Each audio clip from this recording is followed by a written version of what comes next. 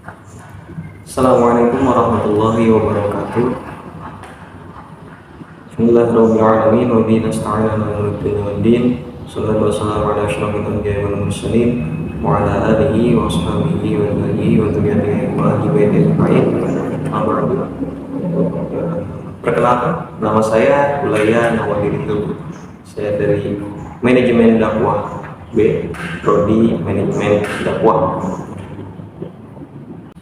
Pada kesempatan kali ini saya akan menjelaskan tentang apa itu muhkam dan mutasyabih. Pembahasan pertama yaitu muhkam. Muhkam secara lughawi itu berasal dari kata hakama, hukmun, berarti memutuskan antara dua hal atau lebih. Maka hakim adalah orang yang mencegah yang zalim dan memisahkan dua pihak yang sedang bertikai. Sedangkan muhkam adalah sesuatu yang kokoh, jelas, fasih, dan membedakan antara yang hak dan yang batil. Ihkam al-kalam berarti itu dia tuh mengokohkan perkataan dengan memisahkan berita yang benar dan yang salah, mana yang hak dan mana yang batil, dan urusan yang lurus dari yang sesat. Jadi kalau muhkam adalah perkataan yang seperti itu sifatnya. Nah, selanjutnya itu adalah mutasyabih. Mutasyabih itu secara bahasa berarti tasyabuh, atau bila salah satu dari dua hal yang serupa dengan yang lain. Dan syubhah adalah keadaan di mana salah satu dari dua hal itu tidak dapat dibedakan dari yang lain karena adanya kemiripan di antara keduanya secara konkret maupun abstrak. Allah SWT berfirman dalam surat Al-Baqarah, yaitu yang artinya sebagian buah-buahan surga itu serupa dengan sebagian yang lain dalam hal warna, tidak dalam rasa dan hakikat. Dikatakan pula pada mutasyabih ini adalah mutamasilain, yaitu sama, dua hal yang sama dalam perkataan dan keindahan. Jadi tasyabuh al-kalam adalah kesamaan dan kesesuaian perkataan, karena sebagiannya membutuhkan sebagian dari yang lain.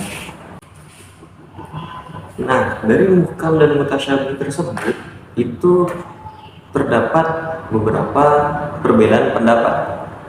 Maksudnya itu muhkam adalah ayat yang mudah diketahui maksudnya, sedangkan mutasyabih hanyalah diketahui maksudnya oleh Allah SWT sendiri.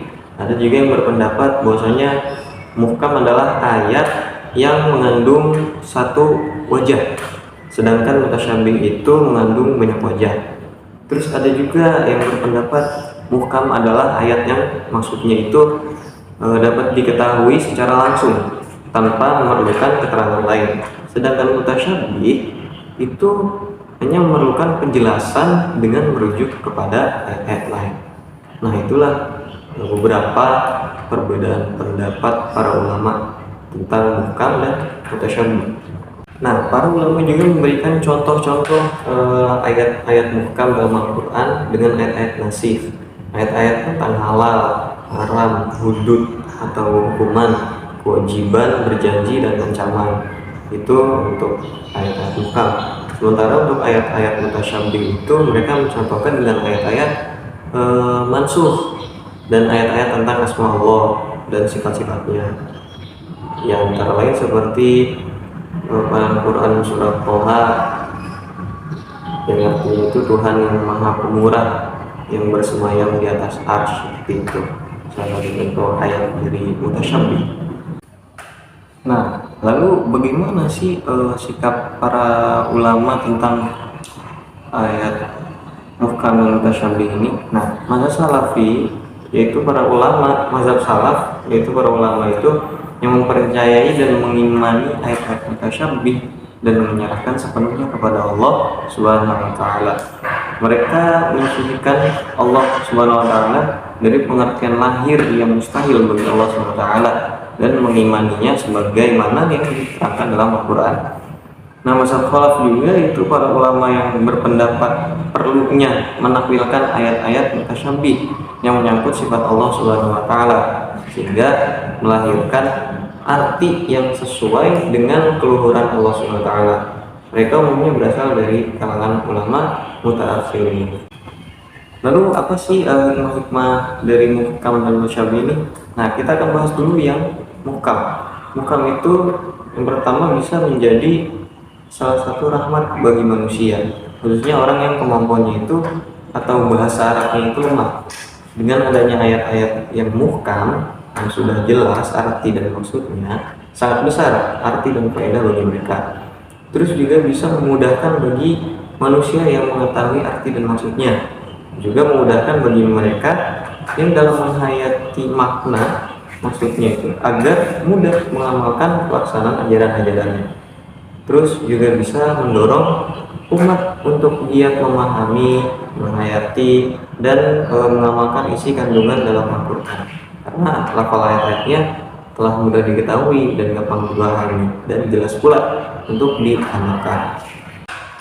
Nah, lalu apa hikmah dari ayat mutasyabih ini? Hikmahnya itu bisa memperlihatkan kelemahan akal manusia. Akal sedang dicoba untuk meyakini keberadaan ayat-ayat mutasyabih, sebagaimana Allah SWT memberi cobaan pada badan untuk beribadah. Seandainya akal yang merupakan anggota badan paling mulia itu tidak diuji, tentunya seseorang yang berpengetahuan tinggi akan menyombongkan keilmuannya, sehingga enggan tunduk kepada naluri kehambaannya. Ayat-ayat mutasyabih juga merupakan sarana bagi penundukan akal terhadap Allah SWT, karena kesadarannya akan ketidakmampuannya akalnya untuk mengungkap ayat-ayat mutasyabih itu. Baik, itulah pengertian dan penjelasan tentang muhkam dan mutasyabih. Semoga bisa bermanfaat buat teman-teman semuanya. Apabila ada salah-salah kata, mohon maaf. Kurang lebihnya, maaf. Assalamualaikum warahmatullahi wabarakatuh.